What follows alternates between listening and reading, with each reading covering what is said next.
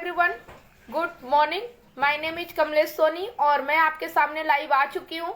हमारा जो book reading का जो चल रहा है सब्जेक्ट बहुत ही जबरदस्त, मैं सेलिंग में असफलता से सफलता तक कैसे पहुंचा, तो उसका हमारा अभी चल रहा है लेसन 18, मतलब कि खंड 3 चैप्टर 18, जिसका कि कल हमने 2 कवर किया था, लेसन 16 और 17, और आज हमारा है 18। तो चलिए मैं फटाफट बिना टाइम गवाए सबसे पहले तो बुक रीडिंग करना स्टार्ट करती हूँ। उसके बाद उसमें हम क्या पढ़ते हैं, क्या समझते हैं, उसके बारे में थोड़ा सा मैं आपसे बात करूंगी। तो चलिए ठीक है, मैं आपको दिखा देती हूँ कि कौन सी बुक है।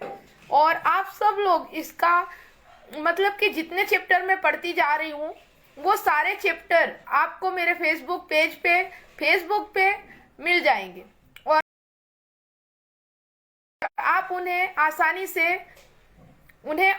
से आप समझ सकते हैं, सुन सकते हैं, और आप अपने जीवन में, आप अपने बिजनेस में, आप अपने जो भी काम कर रहे हैं उसमें इस किताब के माध्यम से बहुत जबरदस्त तरीके से ग्रोथ ला सकते हैं। तो चलिए मैं उसे स्टार्ट करती हूँ। आप देख सकते हैं बुक का नाम है मैं सेलिंग में असफलता से सफलता तक कैसे पहुंचा, चैप्टर नंबर 18। मैंने पाया कि यह विश्वास हासिल करने का अचूक तरीका है। तो इसका मैं स्टार्ट करने जा रही हूं यहां से। मुझे बताया गया था कि कोर्ट के सामने किसी केस को लड़ते समय एक ट्रायल लॉयर जो सबसे महत्वपूर्ण चीज करता है शायद वह है गवाह पेश करना। स्वाभाविक रूप से जज और जूरी यह मानकर चलते हैं कि वकील के विचार पूर्वाग्रह से ग्रस्त होंगे और इसी कारण वे उसकी कही कुछ बातों को पूरी तरह सच नहीं मानते। परंतु किसी भरोसेमंद गवाह की अच्छी गवाही का कोर्ट पर बहुत सशक्त प्रभाव पड़ता है। इससे केस लड़ने वाले वकील की विश्वसनीयता भी जम जाती है। आइए देखें कि गवाह किस तरह सेलिंग में मदद कर सकते हैं। कई सालों तक मेरे द्वारा बेचे गए हर कॉन्ट्रैक्ट की डिलीवरी पर खरीदार हमारी कंपनी के प्राप्ति रसीद पर हस्ताक्षर करते थे। मैंने इन रसीदों की फोटोकॉपी करवाई और उन्हें खुले पन्नों की कॉपी में चिपका लिया। मैंने पाया कि इन रसीदों से अजनबियों पर विश्वास जमाने में मुझे बहुत मदद मिलती थी। इनका बहुत सशक्त प्रभाव पड़ता था। अंत या क्लोज के करीब आते हुए मैं आमतौर पर कुछ इस तरह की बातें कहता था। मिस्टर एलन, जाहिर है कि मैं पूर्वाग्रह से ग्रस्त हूँ। मैं इस प्लान के बारे में जो भी कहूंगा अच्छा ही कहूंगा, इसलिए मैं चाहता हूँ कि आप किसी ऐसे आदमी के विचार जाने जिसकी सेलिंग में कोई रुचि नहीं है। क्या मैं 1 मिनट के लिए आपका फोन इस्तेमाल कर सकता हूँ? फिर मैं फोन पर अपने किसी गवाह को बुलाता था, खास तौर पर उसे जिसके नाम को संभावित ग्राहक ने प्राप्ति रसीदों को पलटते समय पहचाना हो। अक्सर यह कोई पड़ोसी या दोस्त होता था, कई बार तो यह शहर से बाहर का आदमी होता था। मैंने पाया है कि लंबी दूरी की फोन कॉल का असर ज्यादा होता है। अब ध्यान दे, मैं यह कॉल अपने संभावित ग्राहक के फोन पर करता हूं, परंतु मैं तत्काल ऑपरेटर से उसकी कीमत पूछ लेता हूं और मैं हमेशा इसका तत्काल भुगतान कर देता हूं। जब मैंने यह पहली बार किया तो मुझे डर था कि ग्राहक मुझे रोक देगा, परंतु मुझे कभी किसी ने ऐसा करने से नहीं रोका। दरअसल उन्हें मेरे गवाह से बातें करने में मजा आया। कई बार तो यह कोई पुराना दोस्त होता है और चर्चा जल्दी ही अपने मौलिक उद्देश्य से दूर चली जाती है और दोस्ताना चर्चा में बदल जाती है। मुझे यह विचार संयोग वैसी मिला था, परंतु मैंने यह पाया है कि अपने गवाहों को पेश करना दरअसल एक उत्कृष्ट तकनीक है आपत्तियों को दूर करने की। कुशल और चतुराई भरी तरकीबों में मुझे ज्यादा सफलता नहीं मिली। यह तरकीबें किताबों में अच्छी लगती हैं, परंतु मैंने जब भी उनका प्रयोग करने की कोशिश की है मैंने हमेशा अपने आप को बहस करते ही पाया है। मैंने पाया है कि इससे 100 गुना अधिक प्रभावी तरीका यह होता है कि मैं सीधे अपने गवाह से गवाही दिलवा दूं और वे उतने ही दूर होते हैं जितना कि फोन। मेरे गवाहों को यह कैसा लगता है? वे हमेशा सलाह देने में खुशी का अनुभव करते हैं।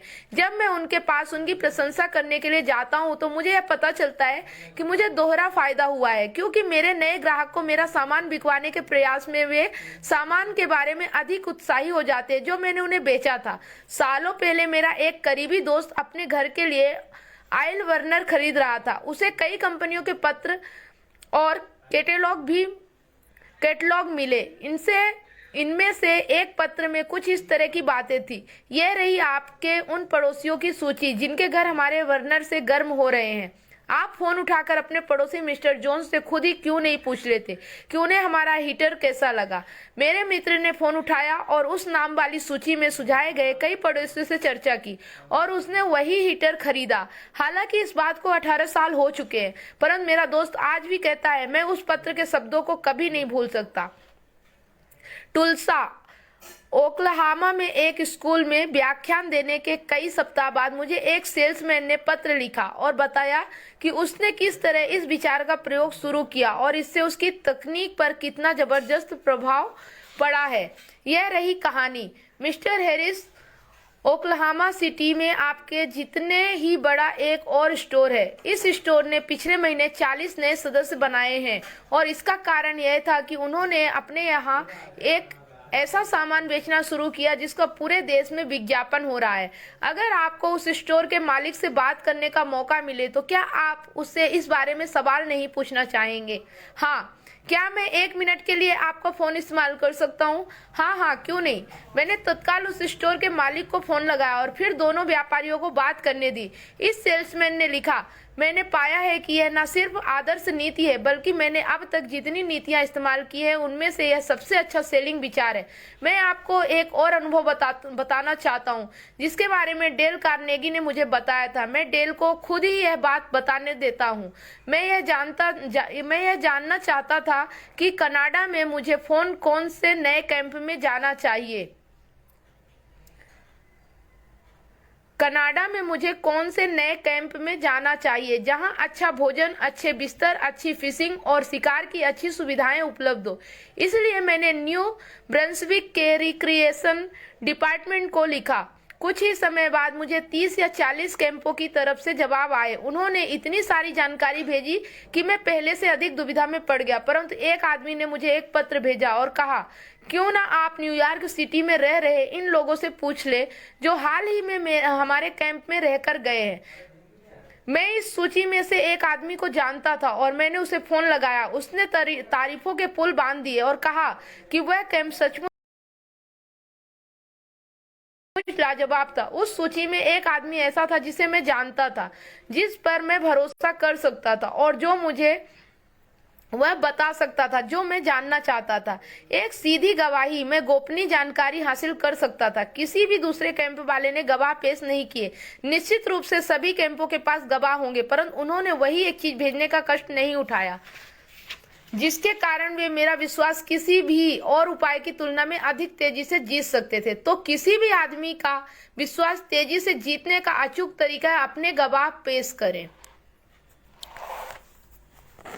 तो आज का चैप्टर हमारा यहीं पे समाप्त होता है, लेसन 18 का, जिसमें कि आज हमने जाना कि दूसरों का विश्वास जीतने के 6 तरीके में से कौन सा ये आज हमने सीखा कि मैंने पाया कि यह विश्वास हासिल करने का सबसे अचूक तरीका था कौन सा, अपने गवाह पेश करना। मतलब कि अगर आपने किसी से कोई काम किया है, करवाया है, या आपका प्रोडक्ट किसी ने यूज किया है या खरीदा है, अगर आप उससे बात करते हैं या करवा देते हैं तो सामने वाले को यकीन हो जाता है कि आप सही कह रहे हैं और आपका प्रोडक्ट या आपकी जो भी चीजें आप सेल कर रहे हैं या जो भी चीजों के आप बिजनेस कर रहे हैं उस पे लोगों का विश्वास बहुत तेजी से हो जाता है। तो अपने गवाह पेश करें। अगर आप ये काम करते हैं तो आप सेलिंग में असफलता से सफलता तक पहुंच सकते हैं।